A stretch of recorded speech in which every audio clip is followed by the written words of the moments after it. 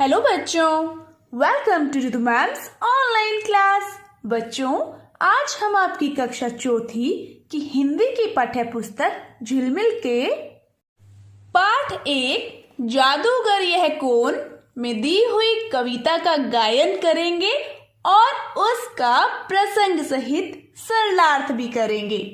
तो चलिए बच्चों, सबसे पहले कविता गायन करते हैं। आप सभी मेरे पीछे पीछे गाएंगे। शुरू करते हैं। काली खुली जटाओं वाला जादूगर यह कौन। सभी मेरे पीछे पीछे गाएंगे। काली खुली जटाओं वाला जादूगर यह कौन, कहां कहां से नभ में आता, तरह तरह के खेल दिखाता।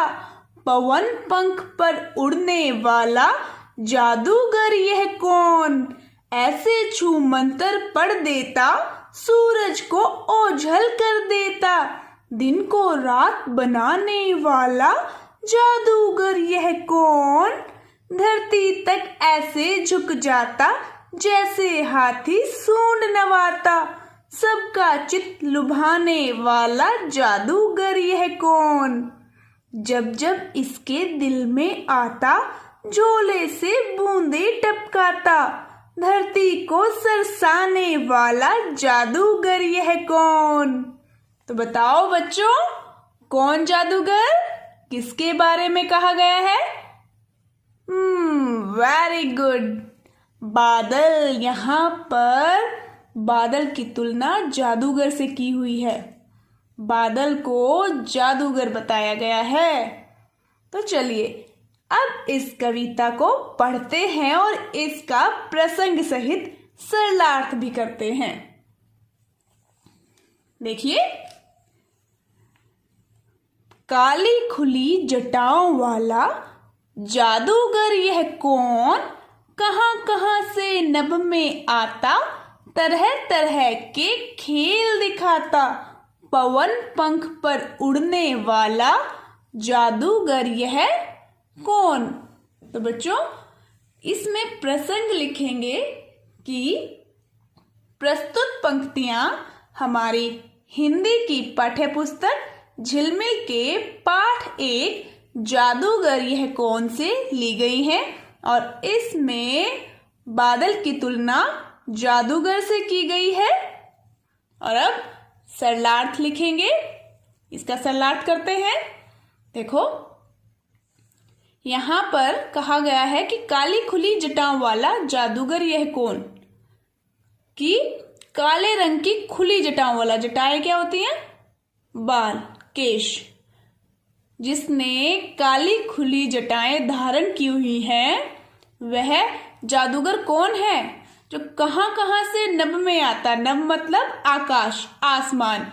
वह पता नहीं कहां कहां से आकाश में, आसमान में आता है और तरह तरह के वह खेल दिखाता है।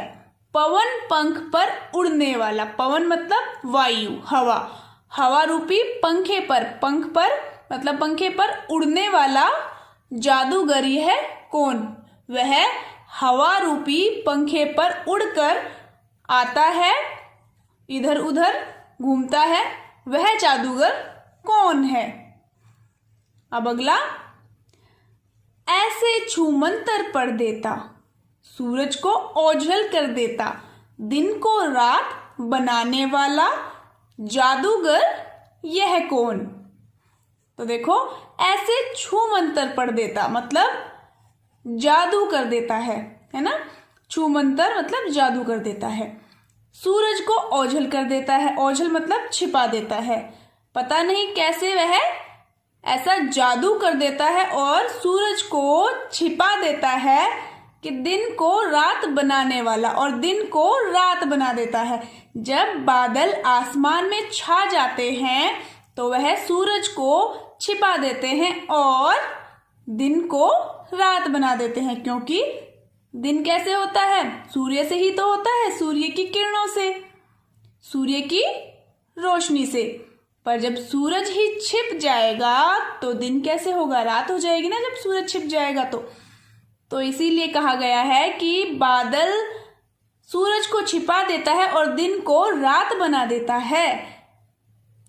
तो यहाँ पूछा गया है कि जो सूरज को छिपा देता है और दिन को रात बना देता है वह जादूगर कौन है? वह तो बादल ही है ना?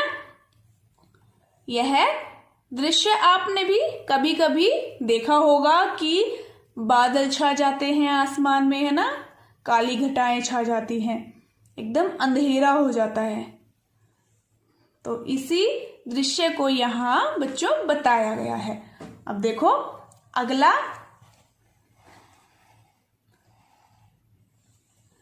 अब आगे, धरती तक ऐसे झुक जाता जैसे हाथी सूंड नवाता, सबका चित्त लुभाने वाला जादूगर यह कौन? तो इसमें कहा गया है कि धरती तक ऐसे झुक जाता है जैसे हाथी सूंड नवाता है, हाथी नीचे सूंड झुकाता है, इस तरीके से झुक जाता है सबका चित्त, मतलब दिल, सबका दिल लुभाने वाला, सबके मन को भाने वाला जादूगर यह कौन? कहा गया है कि जो सबके मन को भाता है वह जादूगर कौन है?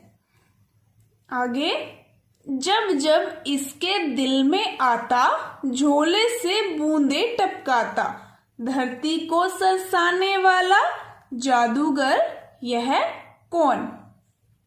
इसमें कहा गया है कि जब भी इसके दिल में आता है, इसका मन करता है, वह अपने झोले से बूंदे टपकाता है। कहाँ टपकाता है? धरती पर। धरती को सरसाने वाला मतलब प्रसन्न करने वाला। सरसाना क्या होता है? सरसाना मतलब प्रसन्न करना।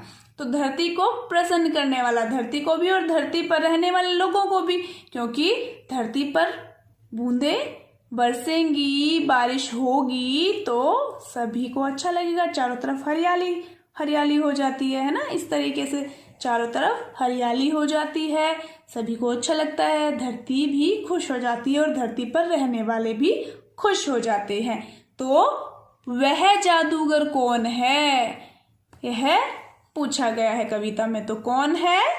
वह जादूगर है बादल। और यह कविता किसने लिखी है? लिखी है राजनारायण चौधरी जी ने, इसके कवि हैं। तो बच्चों कैसी लगी यह कविता आपको? अच्छी है ना? इस कविता को याद करना है और जिस तरीके से मैंने आपको कविता गायन कराया है उसी तरीके से आपको प्रैक्टिस भी करनी है और प्रसंग सहित सरलार्थ भी अपनी कॉपी में करना है। आज के लिए इतना ही काफी है। नेक्स्ट वीडियो में इसका अभ्यास करेंगे। तब तक के लिए बाय बच्चों।